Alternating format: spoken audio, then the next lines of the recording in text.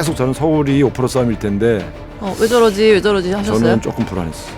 그렇게 아무리 얘기해도 정말 훌륭한 사람인데 AI로만은 약해요. 하정우에게 있어서 정치 구호가 없잖아요. 한동훈 서사가 더 매력 있어 보이잖아요. 막판에 가면. 부산 북갑에 그럼 계속 다음에 한동훈 의원이 거기 또 나온다고 전제한다면 예.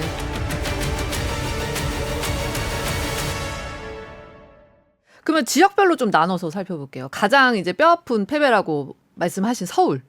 지면 뭐 그 이유가 뭐 수만 가지가 나올 수도 있는데 그래도 결정적인 걸 좀 꼽으라면요. 제가 서울에서 정치를 오래 했지 않습니까? 서울시장을 뽑을 때 일 잘하는 사람을 뽑지는 않습니다. 일만 잘하는 사람을. 체급을 좀 봐요. 이 사람이 일 잘하는 것은 좋은 호감도 줄 수 있는 요인이지만 예. 정치적인 브랜드를 얹혀줬어야 된다. 그래서 선거 과정에서 체급을 좀 올렸어야 된다. 어차피 모든 신인은 다 정치 체급이 오세훈 후보보다 높을 수는 없잖아요. 그렇죠. 일잘러에서 시작해서 일잘러로 끝났다. 그게 저는 제가 볼 때 너무 단순하게 갔다. 근데 그거에 비해서 오세훈이라는 사람이 갖고 있는 장점이 이 사람이 지금 이기는 이유가 있잖아요. 네. 그거를 부셨어야죠. 예. 그렇잖아요. 근데 그걸 부시는 전략을 안 폈잖아요. 예를 들면 효과적인 네거티브 전략이 있어요. 근데 제가 볼 때는 그런 것도 펴지 않고 예. 그렇다고 이 사람의 정치 브랜드를 승급을 시켜주지도 않았고 그런 측면들이 조금 저는 막판 뒷심이 약해졌다 이렇게 보는 거죠. 사실 여론조사에서 오세훈 시장이 뭐 뒤집은 게 안 나와가지고 선거 전에. 저는 재선거 치르면서도 계속 저는 서울이 5% 싸움일 텐데 왜 저러지 하셨어요? 저는 조금 불안했어요. 한명숙 후보가 오세훈 시장한테 역전당할 때도 그때도 제가 경험을 했기 때문에 아니다 강남 3구는 무조건 나중에 뭉친다. 근데 그 표 크기가 워낙 커요. 그렇죠. 근데 그거는 여론조사에 안 잡혀요. 이번에도 송파 막 쏟아지면서 이제. 아니 그러니까 여론조사에 안 잡힌다고요. 예, 그게. 예, 근데 예. 그런 거를 경험 있는 사람들이 얘기를 해줬어야 되는데 그게 본인 선거하면서 느껴지더라도 그 뭐 캠프에 또 친한 분들도 당연히 많고 하실 텐데 그 얘기하기가 또 쉽지는 않을 것 같아요. 자기 선거 정신없는데 무슨 남 선거에다가 뭐 자다가 야 니네 이렇게 하지 마라 이렇게 뭐 메시지라도. 그러면 내가 떨어져요. 내가 내 선거에 집중하지 않고 집중해야 딴 되는구나. 거에 참견하기 시작한 순간 일단 나 살고 봐야죠, 그죠? 그럼요. 저는 한 번도 방심한 적이 없어요. 저는 정당 지지율이 강원도에서 50%가 나온다고? 그래서 내가 15% 이긴다고? 무조건 10% 빼. 강원도는 정당 지지율이 높을 수가 없어요. 그러면 가표집된 거예요. 그렇게 아무리 얘기해도 사람은 많이 이긴 거에 취하게 돼 있어요. 그게 말로는 여론조사 결과에 일희일비하지 맙시다 이렇게 말을 해요. 근데 본부장 캠프 분위기 자체가 캠프가 다 그렇게 얘기를 해요. 예. 다 사람 보는 사람마다 하지만 눈빛을 보면 네. 다 이겼어. 나만 불안해. 그러니까 그렇게 되는 거예요. 어쨌든 제가 볼 때 선거 전략의 패배인 것 같아요. 캠프의 전략 부재.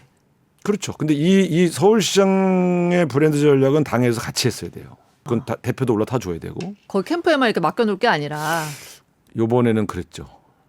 정원우 이제 전 구청장 다음은 어떻게 해야 되나요? 총선 그거는 제가 뭐 거론할 문제는 아닌 거. 좀 그래. 쉬어야죠. 일단 좀 쉬고. 예. 정치 선배시니까 좀 그래도 뭐 조언이나 이런 걸 좀 해주실 수 있나 해서 여쭤봤어요. 국회 경험을 좀 하는 필요가 있어요. 정치를 좀 배워야 돼요.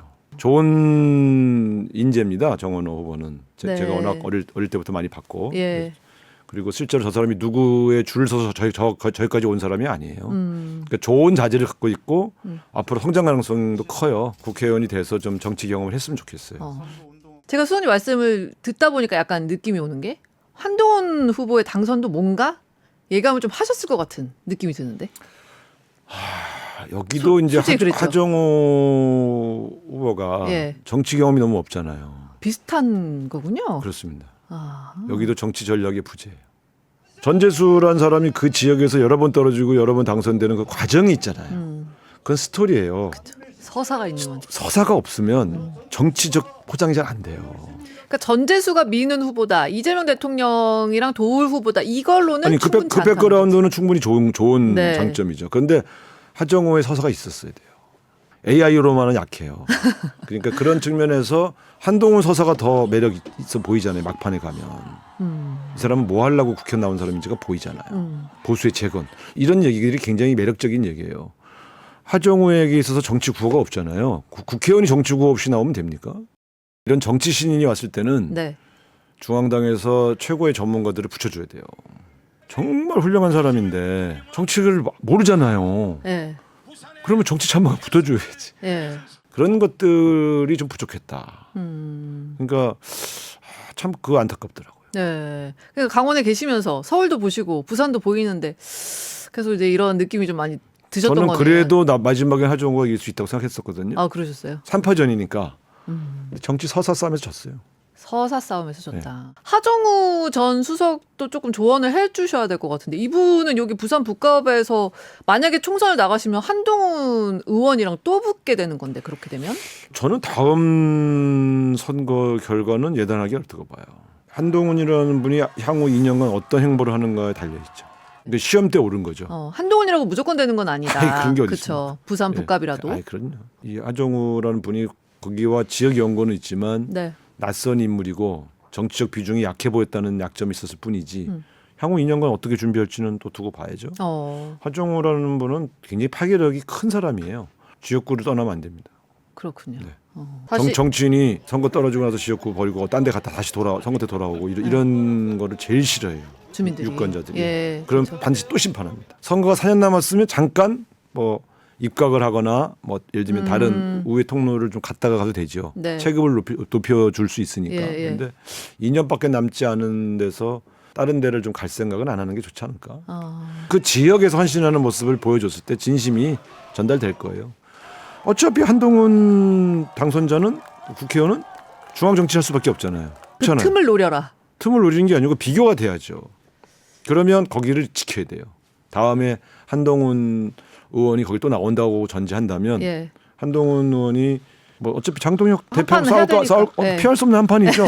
그거 하고 계신 사이에 예. 열심히 민생 현장과 지역 현장을 챙겨야죠. 2년 금방 갑니다. 뭐 결과적인 얘기긴 하지만 사실 대통령은 진짜 잡고 싶었던 것 같은데. 그리고 하지 PT 요새 이렇게 할 일이 많은데 누가 작업 들어오는 것 같던데? 그러니까 말입니다. 할 일도 누가 많은데 작업 들어온다고 넘어가고 그러면 안 돼요. 할 일에 집중하겠습니다. 최종적으로 대통령이 풀어주지 않고 어떻게 나옵니까? 그러니까 결국 당이 요청했다 하더라도 풀어준 셈이 됐죠. 지금 대통령이 좀 불편하신 길을 말씀하시는 건 그런 본인이 진짜 아꼈던 하정우 같은 사람 하나를 당선시키지 못했냐라는 질책이 있는 거예요.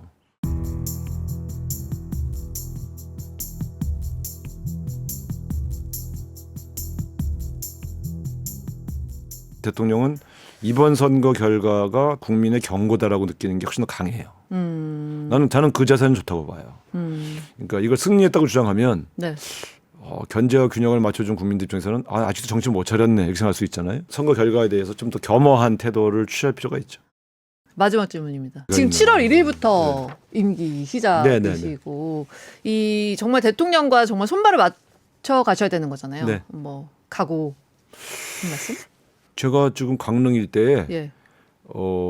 최대 70조 규모의 AI 데이터 센터를 유치했어요. 해외 기업도 하나 유치한 게 있고. 그래서 지금 강원도는 사실 산업을 키워야 일자리가 생기고 일자리가 생겨야 청년들이 안 떠나거든요. 그 일에 그게 지금 대통령의 국정 과제예요. 지방균형 발전. 그게 내 정책 미션이다 생각하고 갔거든요. 네. 깜짝 놀랄 일들이 계속 생길 겁니다. 강원도에서도 건강 잘 챙기시고 오늘 긴 시간 감사합니다. 감사합니다.